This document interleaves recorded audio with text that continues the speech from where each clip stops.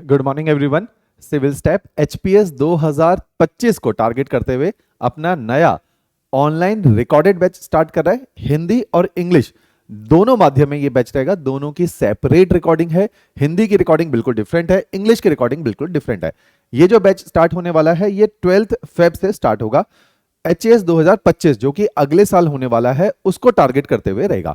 Batch बहुत appropriate है वे विद्यार्थी जो अभी कॉलेज के सेकंड लास्ट ईयर में, जैसे अगर 3 साल का आपका ग्रेजुएशन टाइम है, जो लोग सेकंड ईयर में है उनके लिए बहुत अप्रोप्रिएट ये बैच है।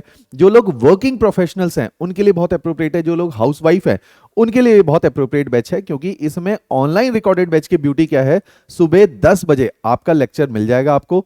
अगले 9 महीने के अंदर, 10 महीने के अंदर पूरा करिकुलम जिसमें जीएस 1 2 3 मेंस का कवर हो जाएगा। प्रीलिम्स लेवल पे सारे सब्जेक्ट कवर हो जाएंगे। एचपीजी के प्रीलिम्स, एचपीजी के मेंस, सीसेट, सारा ही पोर्शन आपका अक्टूबर नवंबर तक ये कंप्लीट करके हम आपको दे देंगे। उसके बाद आपकी 6 महीने की डिटेल टेस्ट सीरीज इसी कोर्स में चलेगी जो एचपीएस 2025 को टारगेट करेगी। एक चीज हम लोगों को समझना पड़ेगा, ये examination with the passage of time बहुत कॉम्पिटिटिव हो गए हैं और बहुत कठिन हो गए हैं। कठिन का मतलब है जो स्टैंडर्ड ऑफ द पेपर है, जो डेप्थ है पेपर में, वो बढ़ गई है। साथ ही साथ जो विद्यार्थी है वो समय के साथ बढ़ गया है।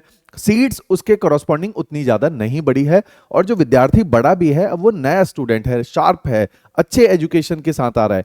तो ऐसे बच्चे के साथ कंपीट करने की वजह से कंपटीशन की या कॉम्पिटिटिवनेस भी इस एग्जामिनेशन में बढ़ गई है। तो उसी नए पेपर के डायनामिक्स को कैटर करते हुए ये जो कोर्स बनाए गए हैं बिल्कुल फ्रेश रिकॉर्डिंग है। आजकल इसकी रिकॉर्डिंग चल रही है, अगले 6-7 महीने तक ये फ्रेश रिकॉर्डिंग आपके लिए रहेंगी। तो इसी कोर्स को हिंदी मीडियम में हम लोग 12 को और इंग्लिश में 12 को स्टार्ट कर रहे हैं। बिल्कुल सेपरेट वीडियोस का सेट रहेगा। आज के इस वीडियो में हम लोग देख लेंगे कि किस किस तरह के एचएस के हमारे अलग अलग बैचेस हैं और आप लिए कौन सा बैच अप्रोप्रिएट रहेगा। जो विद्यार्थी लाइव बैचेस देख सकता है, एक हम लोगों के लाइव बैचेस भी स्टार्ट हो रहे हैं। ये लाइव ऑफलाइन हमारे सेंटर चंडीगढ़ में ही लगेंगे या ऑनलाइन लाइव बैच रहेंगे। ये जो लाइव बैच है ये 15 फेब से स्टार्ट होगा। तो जिसने कंप्लीट तैयारी करनी है, जो ग्रेजुएशन कर चुका है, पोस्ट ग्रेजुएशन कर चुका है, फुल टाइम प्रिपरेशन को परस्यू करना है, उनके लिए लाइव बैचेस बहुत अप्रोप्रिएट है। जो लाइव नहीं देख सकता, क्योंकि लाइव की टाइमिंग है कि अगर आपका 12:30 का बैच है तो 12:30 क्लास लगेगी, अगर 3 बजे का बैच है तो 3 बजे क्लास लगेगी।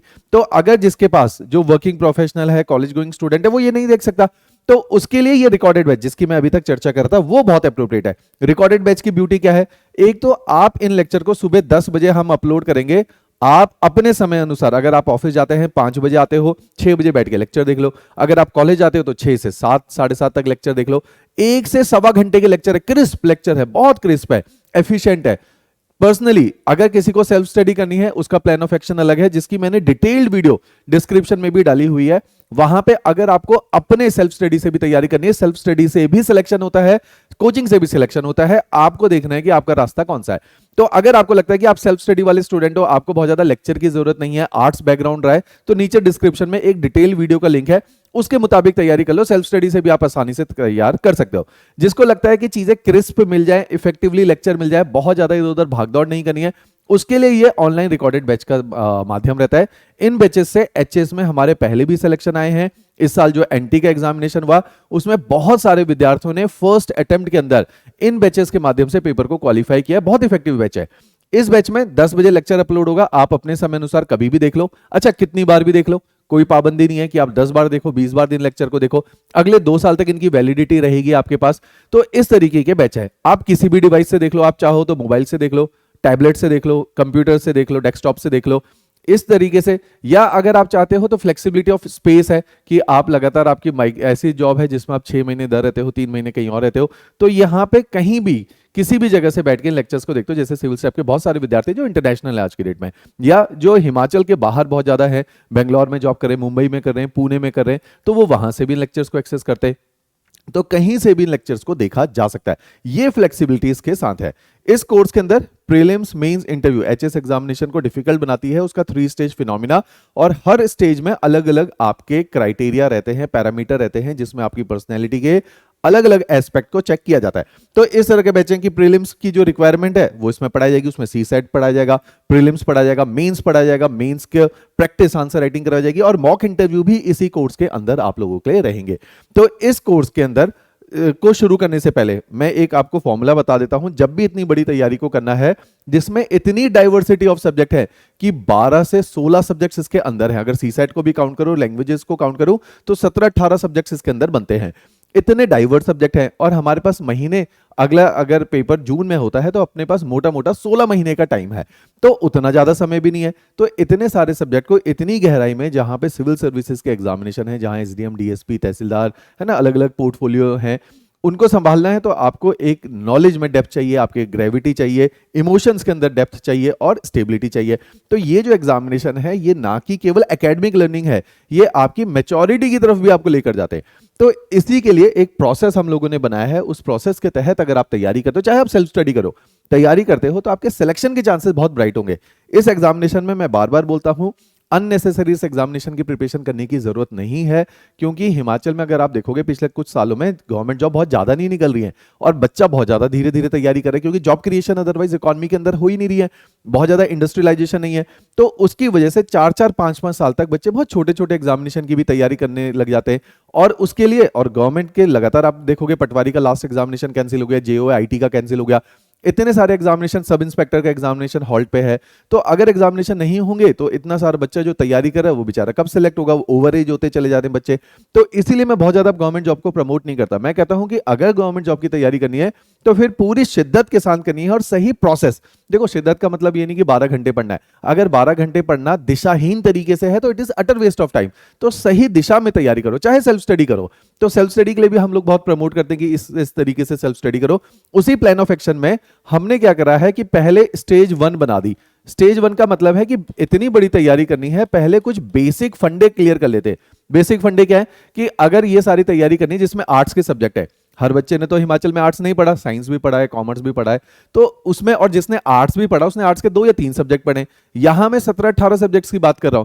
तो हम क्या करते हैं कि एक बार बेसिक सा पढ़ लेते हैं कि हम लोगों ने 12वीं तक एनसीईआरटी में जो पढ़ा है उसको एक बार रिवाइज कर लेते हैं। लेकिन जो रिवीजन का दृष्टिकोण होगा, जो पर्सपेक्टिव होगा, जो नजरिया होगा, वो वैसे नहीं पढ़ेंगे इसको जैसे हम लोग क्लासेस में एनसीईआरटी को 6ठी-7वीं में पढ़ते। इसको उस तरीके से पढ़ेंगे जिस तरीके से एक सिविल सर्वेंट एनसीईआरटी को पढ़ता है। सिविल सर्वेंट कैसे पढ़ता है? वो एक मैच्योरिटी के साथ एनसीईआरटी को पढ़ेगा। मैच्योरिटी का मतलब क्या है? अगर एक चैप्टर एनसीईआरटी में दे रखा है पॉलिटी में जिसका नाम है इक्वालिटी, आज तक इक्वालिटी को हमने कभी भी इस दृष्टिकोण से पढ़ा ही नहीं होगा जिस दृष्टिकोण से हम पढ़ाएंगे। कि हम कहते हैं कि हमारे संविधान में कुछ मौलिक अधिकार दिए हैं, उसी में अधिकार नंबर 1 आर्टिकल 14 में दिया राइट टू इक्वालिटी। अब संविधान ने तो हमें बहुत सारे अधिकार दिए हैं, तो राइट टू इक्वालिटी 14 नंबर पे क्यों दे रखा, और 30वें में भी अगर मौलिक अधिकार है तो 30वें नंबर में क्यों नहीं दे रखा? क्यों राइट टू इक्वालिटी इतना इंपॉर्टेंट है इस लोकतंत्र के अंदर? और संविधान में उसको पहला राइट दिया गया है। 6ठी क्लास की एनसीईआरटी बोलती है इक्वालिटी का मतलब होता है डिग्निटी। अगर आप किसी को अनइक्वल ट्रीट करते हो, उसको अपने बराबर नहीं समझते, अपने से तुच्छ समझते हो, तो आप उसकी डिग्निटी को हर्ट करते हो, आप उसकी सेल्फ रिस्पेक्ट को हर्ट करते हो। अगर आप किसी की सेल्फ रिस्पेक्ट को हर्ट करते हो तो आप उससे इनह्यूमन ट्रीटमेंट करते हो। अगर आप इनह्यूमन ट्रीटमेंट करते हो तो आप एक तरह से उसे इंसान मानने से ही अस्वीकार कर देते हो, तो इसका मतलब आप उसे एनिमल लाइक ट्रीटमेंट दे रहे हो। और जो लोकतंत्र, जो संविधान आपको इंसान होने के वजूद को ही क्वेश्चन कर दे, तो ऐसा लोकतंत्र, ऐसा संविधान, ऐसा देश किसी काम का नहीं है। इसीलिए सबसे इंपॉर्टेंट है किसी को बराबरी का दर्जा देना। इस देश में बराबरी का दर्जा नहीं दिया गया, तभी तो लिखनी पड़ी ना बात। तो ये जो हैवी कॉन्सेप्ट है, इस तरीके से 6ठी क्लास की एनसीईआरटी में भी इतनी हैवी बात लिखी थी, पहला चैप्टर है। तो इसका मतलब क्या है? एनसीईआरटी को दृष्टिकोण बदलना पड़ेगा। आज तक एनसीईआरटी हम रटे हैं, अब नहीं रटना, अब हमें समझना है। अंडरस्टैंडिंग इज द कॉन्सेप्ट कि एक ब्यूरोक्रेट में क्या होना चाहिए, समाज के प्रति उसमें सहानुभूति होनी चाहिए, है ना, उसमें एक दयालु भाव होना चाहिए, उसके अंदर मॉडेस्टी, हम्बलनेस होनी चाहिए, और वो भी औरों के, चाहे औरों को सर्व कर रहा है, लेकिन उसको कभी ऐसा नहीं समझना चाहिए कि उससे ये तुच्छ हैं ये लोग। तो इसलिए इस तरह के चैप्टर्स को पढ़ाया जाता है। तो मींस आपको एनसीईआरटी की अंडरस्टैंडिंग देनी पड़ेगी। उसी अंडरस्टैंडिंग देने के लिए हमने एक आरएम सीरीज लॉन्च करी है। इस सीरीज को भारतवर्ष के अंदर, ये हमने पिछले साल लॉन्च करी थी, फ्री सीरीज है, जिसमें 80 के आसपास जीएस के लेक्चर्स हैं, history, geography, polity, economy, science. ये 5 सब्जेक्ट इसके अंदर पूरी तरीके से कवर किए हैं। 6ठी से 12वीं क्लास की क्लासेस की एनसीईआरटी को पढ़ाया गया है। साथ में नोट्स भी अटैच्ड है, फ्री है, लिंक नीचे डिस्क्रिप्शन में दिया हुआ है। इसके माध्यम से आपका एक बार बेसिक कॉन्सेप्ट सेट हो जाएगा। तो अगर आप 12 तारीख को क्लासेस शुरू करोगे जिसमें पॉलिटी आपका सब्जेक्ट शुरू होगा, तो before starting with the class directly आपको थोड़ा सा ना बेस बना होगा। जब आपका बेस बना होगा, आपको कॉन्फिडेंस आएगा, क्लास में बैठोगे तो आपको ज्यादा समझ आएगा। क्योंकि क्लासेस आप समझो सिविल सर्विसेज की क्लासेस है, सिविल सर्विसेज की क्लासेस में हम बोलते तो हैं कि हम जो है बिल्कुल जमीन से लेकर शिखर तक आपको लेकर जाएंगे, लेकिन हमें यह भी समझना पड़ेगा कि एक लेवल, हम लोग बीए एमए के लेवल की पॉलिटी 1 महीने में डिलीवर कर रहे हैं। इतनी हैवी ज्योग्राफी में आपको 30 क्लासेस में डिलीवर कर रहा हूं, तो आपको समझना पड़ेगा क्लासेस हैवी होंगी, कॉन्सेप्ट हैवी होंगे, तेज आपकी तरफ आ रहे होंगे, तो आपको थोड़ा सा तैयार पहले से रहना पड़ेगा। इसलिए ये फ्री एनसीईआरटी की सीरीज है। भारत के अंदर इसको 76,000 बच्चों ने फ्री ऑफ कॉस्ट देखा है। बहुत अच्छी टेस्ट सीरीज है, बहुत अच्छा प्रोग्राम है, इसको जरूर देखना है before directly joining into the classes. तो पॉलिटी के एनसीईआरटी की इस सीरीज को देखोगे, तब 12 तारीख को जब आप विशाल सर की पॉलिटी के लेक्चर सुनोगे, आपको वो ज्यादा गहराई में समझ आएंगे। क्लियर? तो इस तरीके से ये सीरीज बहुत उपयोगी है। इसी में मैं डिटेल आपको बता देता हूं ये कोर्स कैसे कैसे चलेगा। एक बार आप ज्वाइन करते हो, 12 तारीख को मैंने आपकी ओरिएंटेशन क्लास लेनी है। ओरिएंटेशन क्लास में मैं बता दूंगा भाई आपको किस तरह से 1 साल का, देखो ये एग्जामिनेशन में बार बार बोल रहा हूं, हिमाचल के अंदर 50-60 हजार बच्चे अगली साल फॉर्म को भरेंगे और सीट 20-25 ही निकलने वाली। तो अगर सिलेक्शन रेट देखा जाएगा 0.01% का सिलेक्शन रेट है, बहुत कॉम्पिटिटिव है पेपर। आप ये मान के चलो कि 99.99% आपका इस एग्जामिनेशन में डिस्क्वालीफाई होने का ही चांस है। तो अगर इतनी कम पॉसिबिलिटी है क्लियर होने की, फिर भी क्यों 50,000 बच्चे इसकी तैयारी कर रहा है? तो हमें समझना पड़ेगा जो 50,000 में जो सटीक बच्चा है, जो सही प्रोसेस को तैयार करने वाला है, वो 100-150 ही बच्चा होता है जो सही तरीके से तैयार करना है। आपने उस 100-150 के अंदर आने का प्रयास करना ताकि आपके चांसेस ऑफ सिलेक्शन बढ़ जाए। तो उसी चांसेस ऑफ सिलेक्शन को बढ़ाने के लिए ये सारा मैं एक प्रोग्राम बता रहा हूं, और वही ओरिएंटेशन क्लास में मैं बहुत डिटेल में बताता हूं, पूरा आपका टाइम टेबल बनवाता हूं 1 साल का कि इस तरीके से पढ़ोगे तो चांसेस ऑफ सिलेक्शन बहुत हाई होते हैं। लगातार कई सारे टॉपर सिलेक्शन के बाद इधर बस केवल जस्ट टू से थैंक्स और एक as a token of gratitude show करने आते हैं कि सिविल स्टेप के माध्यम से उनका सिलेक्शन, ना कि केवल सिलेक्शन हुआ, जल्दी सिलेक्शन हुआ। तो सिविल स्टेप में जो सेल्फ स्टडी के लिए कहता हूं, सेल्फ स्टडी बहुत अच्छा है, बहुत लोगों ने निकाला है, लेकिन सेल्फ स्टडी के लिए अटर लेवल ऑफ डिसिप्लिन चाहिए। और इतने बड़े एग्जामिनेशन में जहां 1.5 साल तक रोज 8 घंटा पढ़ना है, वहां इतना बड़ा डिसिप्लिन ना तो हमने कभी, सीधी बात है एडमिट करना पड़ेगा, मैंने आज तक अपनी लाइफ में कभी फॉलो नहीं किया था स्कूल टाइम और कॉलेज टाइम पे इस अटर लेवल ऑफ डिसिप्लिन। अगर मेरे जैसा विद्यार्थी, जनरली एवरेज विद्यार्थी समाज में ज्यादा है, तो अगर वो इस तरीके इस पेपर को खुद ही सेल्फ डिसिप्लिन सोचेंगे कि आज अचानक से आएगा, वो नहीं आ पाता। सेल्फ डिसिप्लिन बचपन से रहता है तो अब जाके वो काम आता है। तो उन व्यक्तियों को जिनके अंदर इस लेवल का डिसिप्लिन नहीं है, उनको सेल्फ स्टडी नहीं करनी चाहिए। ऐसा नहीं है कि सेल्फ स्टडी से सिलेक्शन नहीं है, सेल्फ स्टडी देखना पड़ेगा। जो बहुत डिसिप्लिन बच्चा है, अप्रोचेस में डेडलाइंस को बहुत रिजिडली फॉलो करता है, उसी को करनी चाहिए मेरी नजर में, राइट। इसके अलावा मैंने देखा अगर किसी ने किसी और को देखते हुए उसने देखा यार ये इसका तो रैंक 1 आ गया, अभिषेक बरवाल, लेकिन उसका डिसिप्लिन, उसकी प्लानिंग है ना, उसका एग्जीक्यूशन बहुत डिफरेंट है। अगर मैं उसको फॉलो करने लगूं तो मेरा सिलेक्शन तो नहीं होगा, अभिषेक का हो जाएगा। तो हमें देखना पड़ेगा कि मेरे लिए कौन सा रास्ता सटीक रहता है। मेरे दृष्टिकोण में, मेरे तजुर्बे के हिसाब से मैं बताता हूं कि जिन लोगों में डिसिप्लिन बहुत ज्यादा नहीं है, उनको कभी भी सेल्फ स्टडी का रिस्क नहीं लेना चाहिए, उनको कोचिंग करनी चाहिए। इसका ये मतलब नहीं हम कोचिंग को प्रमोट कर रहे, मींस हमें आइडेंटिफाई करना पड़ेगा एज एन स्टूडेंट। मैं एज एन स्टूडेंट के व्यू पॉइंट से बात कर रहा हूं कि मेरे लिए सटीक रास्ता कौन सा रहेगा। जैसे ओशन है, ओशन के लिए कोचिंग बहुत अच्छा माध्यम रहा जिससे उसका जल्दी सिलेक्शन हुआ। इससे भी जल्दी हो जाता अगर थोड़ी बहुत सीसैट की कमियां ना रही होती उस टाइम, तो और फर्स्ट अटेम्प्ट में सिलेक्शन मिल जाता। बहुत सारे विद्यार्थियों ने, जैसे मोहित रतन ने लास्ट ईयर एसडीएम लगा तो उसने कोचिंग के माध्यम से क्वालिफाई किया, बहुत सारे लोगों ने, लेकिन बहुत सारे लोगों ने सेल्फ स्टडी से भी क्वालिफाई किया। आपको आइडेंटिफाई करना पड़ेगा, आपको कॉल लेनी पड़ेगी, राइट। अब इस बैच के अंदर कंप्लीट प्रीलिम्स और मेंस आपका कवर करके देंगे हम लोग। 10 महीने का कोर्स है, सारी चीजें कंप्लीट होगी। केवल जीएस नहीं कंप्लीट होगा, सीसैट भी होगा, एचपी जीके भी होगा। अब देखिए हमने एक ना जबरदस्त किताबों का सेट बनाया है, अभी रिसेंटली 10 दिन पहले किताबें लॉन्च हुई है। इसके अंदर 24 किताबें 12.5 से 13 किलो का एक बंडल है, आपके घर पे कुरियर होके आता है। ये बंडल इतना हैवी बंडल है जिसके अंदर 13 किताबें हैं जनरल स्टडीज और सीसैट की, जिसमें सारा कंटेंट है जो 10 महीने तक कंटेंट की आपको जरूरत पड़ेगी। ये 13 किताबों का सेट है। जैसे ही ये 10 महीने पूरे हो जाएंगे, फिर आपको किताबें हम एक साथ ही भेजेंगे, फिर नए सेट की जरूरत पड़ेगी जिसके अंदर आपको 7 किताबें मिलेंगी प्रीलिम्स प्रैक्टिस के लिए, जिसके अंदर 5000 से ज्यादा एमसीक्यू हैं। और आपको मिलेंगी, जैसे ये देखिए, ये प्रीलिम्स किताबों की 7 सेट है जिसमें 5000 से ज्यादा एमसीक्यू हैं, और मेंस की मिलेंगी 4 किताबें जिसमें 1000 से ज्यादा मेंस के क्वेश्चन है। केवल अगर कोई इन किताबों को ही पढ़ ले उसका भी सिलेक्शन हो सकता है। इसलिए सेल्फ स्टडी वालों को मैं बोलता हूं केवल ये बंडल पकड़ना है किताबों का, सेंट्रलाइज्ड नोट्स हैं एक जगह पे, बहुत जबरदस्त कंटेंट प्रैक्टिस के लिए क्वेश्चन है। कोई सेल्फ स्टडी में बहुत डिसिप्लिन है, इन किताबों के माध्यम से भी पेपर निकाल सकता है, निकाला है लोगों ने। और इसी के साथ साथ एचपीजी के जैसे बहुत इंपॉर्टेंट पार्ट होता है, तो एचपीजी के प्रीलिम्स की एक किताब है, उसके साथ एमसीक्यू की किताब अटैच्ड है, एचपीजी के मेंस की किताब है, उसके साथ मेंस के 300 प्रैक्टिस क्वेश्चन है। इस तरीके से पूरा कंप्लीट एक सेट बनाया है जो आपको इसी कोर्स के साथ घर पे आपके कुरियर आ जाएगा। जैसे आप कोर्स ज्वाइन करते हो आपके घर पे ये बंडल निकल जाता है। तो इस तरह का ये पूरा बैच रहेगा। इस बैच में जैसे हम आगे देखते हैं कि लगातार आपकी परफॉर्मेंस को एसेस करने के लिए हम जो पढ़ा रहे हैं वो आप सटीकता से ग्रहण करते हैं नहीं करते हैं, इसके लिए क्लास टेस्ट का प्रोविजन है। साथ ही साथ आंसर राइटिंग के सेशन इसके अंदर कंडक्ट किए जाएंगे। एक बार आपका 10 महीने में ये कोर्स कंप्लीट होगा, एक टेस्ट सीरीज, हर चीज हम बहुत डिटेलिंग में चले गए हैं। एक टेस्ट सीरीज है जिसमें 100, इस साल ऐसी ही टेस्ट सीरीज लॉन्च हुई, आपके टाइम पे भी होगी। 117 टेस्ट हैं इस टेस्ट सीरीज के अंदर। अब 117 टेस्ट के अंदर टोटल एमसीक्यू जो है 4800 एमसीक्यू है और 704 मेंस के क्वेश्चंस हैं।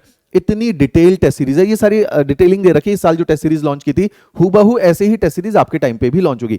तो इतनी एक्सटेंसिव टेस्ट सीरीज आपकी रखी गई है जिसमें असेसमेंट और पॉलिशिंग करेंगे। तो जो मैंने 3 स्टेज बनाई थी ना आपकी, उस 3 स्टेज में देखो क्या क्या है। पहली स्टेज जो आपने लगातार एनसीईआरटी के लेक्चर्स साइमल्टेनियसली देखने, आपका बैच चलता रहेगा। स्टेज 2 10 महीने, जिसके अंदर आपको हम अक्टूबर तक ये सारे सब्जेक्ट पढ़ा देंगे। स्टेज 3 जिसके अंदर असेसमेंट होगी कि कितने पानी में हो, कितना पड़ा है, और अगर कोई कमी पेशी है तो पॉलिशिंग आपकी की जाएगी। पॉलिशिंग करने का तरीका क्या है, हमारी एक रिवीजन बैच लगता है ना, उसका कोई पैसा नहीं लेते, रिवीजन बैच है, फ्री ऑफ कॉस्ट। आपकी वैल्यू एडिशन की जाएगी, एक साल जो आपको पढ़ाया था उसको दोबारा से क्विकली रिवाइज करवाया जाएगा, लाइव क्लासेस होंगी। तो इसी असेसमेंट के अंदर हमने आपकी जो 117 टेस्ट की टेस्ट सीरीज है, इसी के थ्रू हमें पता चलेगा कि आपकी तैयारी कैसी है और क्या आपको रिवीजन की आवश्यकता है कि नहीं है। तो इतने डिटेल के अंदर ये टेस्ट सीरीज है, इतने अच्छे प्रोसेस के साथ, इतने अच्छे लेक्चर्स के साथ, इतने अच्छे कंटेंट के साथ आपके चांसेस ऑफ सिलेक्शन बहुत बढ़ते हैं। अगर नहीं हो रहा है तो आपको हमसे बात करनी पड़ेगी कि ये सब करने के बाद भी मेरा नहीं हो रहा, तो प्लीज आइडेंटिफाई कीजिए कि मेरा लूप होल या पिटफॉल कहां पर है, ताकि मैं उसको समय रहते हुए करेक्ट कर सकता हूं या कर सकती हूं। राइट, इस तरह का ये प्रोग्राम है। एक बार आपका मेंस क्वालिफाई होता है तो मॉक इंटरव्यू प्रोग्राम हम यहीं पे अपने सेंटर चंडीगढ़ में कंडक्ट करते हैं। कुछ क्लासेस जूम के थ्रू आपकी कंडक्ट की जाती है। तो इस तरह से आपको इंटरव्यू गाइडेंस प्रोग्राम में भी हम लोग एनरोल करते हैं। इस बैच में जैसे मैंने बोला, हिंदी और इंग्लिश दोनों के डेमो लेक्चर डिफरेंट है, डिफरेंटली ही इनको पढ़ाया गया, क्योंकि एक क्लास में हिंदी और इंग्लिश दोनों नहीं पढ़ाया जा सकता, दोनों की लिंगो बिल्कुल डिफरेंट है। तो दोनों के डेमो लेक्चर के लिंक इस वीडियो के नीचे डाले गए हैं। दोनों जिसका जो एरिया है, आपने अपने डेमो लेक्चर्स को देखना है, फिर जाके कोर्स में एनरोल करना है। फीस मैं इसमें बता देता हूं, इंग्लिश मीडियम वालों की फीस ज्यादा है। इंग्लिश मीडियम वालों की फीस इसलिए ज्यादा है क्योंकि उनको ये 24 किताबों का बंडल उनके घर पे कुरियर होता है, जो कि बहुत हैवी है। तो उसको देखते हुए 30,000 उनकी फीस है। हिंदी मीडियम में अभी ये किताबें अवेलेबल नहीं है, हम कुछ समय में हिंदी मीडियम में भी ये किताबें अवेलेबल करवा देंगे। अभी हमारा कंटेंट काफी हद तक ट्रांसलेट हो रहा है, नई वीडियोस है, एक बार पूरे कंटेंट पे हमें भरोसा हो जाएगा, फिर जाके आपके साथ ये कंटेंट शेयर करेंगे। तो हिंदी मीडियम वालों की जो फीस है वो 20 रहेगी, और इंग्लिश मीडियम वालों की ये जो फीस है वो 30,000 रहेगी, इंक्लूडिंग जीएसटी हम पे करते हैं आपका इसमें। तो इस तरह का ये पूरा करिकुलम है, बहुत सटीक है उन लोगों के लिए जो जेन्युइनली तैयारी करना चाहते हैं। और मैं बार बार इस बात को बोलता हूं कि नॉट नेसेसरली कि आपने सिविल स्टाफ ज्वाइन करना है, किसी भी संस्था को ज्वाइन करो, किसी भी तरीके से तैयारी करो, लेकिन अगर तैयारी करो तो इस तरह से करो कि आपका पेपर क्वालिफाई होना पड़ेगा, हो जाए, क्योंकि इसमें लोग पिछले 7-7 8-8 सालों से स्टक हो जाते हैं। अगर एक बार आपने तैयारी शुरू कर दी, 1-8 साल कर ली, तो आप ये समझिए कि जब तक आपकी 35 साल उम्र नहीं होती, आप हर साल पेपर देते रहोगे, ये तैयारी आपको बाहर नहीं निकलने देगी। क्योंकि जॉब्स का चार्म बहुत ज्यादा है, अच्छी जॉब्स है, तो अच्छी जॉब्स हैं तो मेहनत ज्यादा मांगेंगे, ज्यादा डिसिप्लिन मांगेंगे और ज्यादा एफर्ट मांगेंगे। प्रोसेस अच्छा होना चाहिए, प्रोसेस में वर्ड बार बार यूज करता हूं कि स्ट्रक्चर्ड और डायरेक्शनल तैयारी होनी चाहिए। तो उस तरीके से तैयारी करने का प्रयास करिए। राइट, इसके अलावा अगर किसी को लगता है कि सेल्फ स्टडी भी करनी है या कोचिंग नहीं करनी है हमसे, तो कोई फर्क नहीं पड़ता। बहुत सारे लोग डेली बेसिस पे मेरे साथ बात करते हैं, तो मेरा यहाँ पे नंबर मैं आपके साथ शेयर कर रहा हूँ, डिस्क्रिप्शन में भी ये नंबर है। विनय जोशी मेरा नाम है, मैं पिछले 4 साल से मेंटोरिंग का ही काम कर रहा हूं सिविल स्टाफ में, ज्योग्राफी सब्जेक्ट मेरे पास है, तो आप मेरे साथ भी डायरेक्टली कनेक्ट कर सकते हैं। राइट, चलिए, thank you everyone, thanks a lot.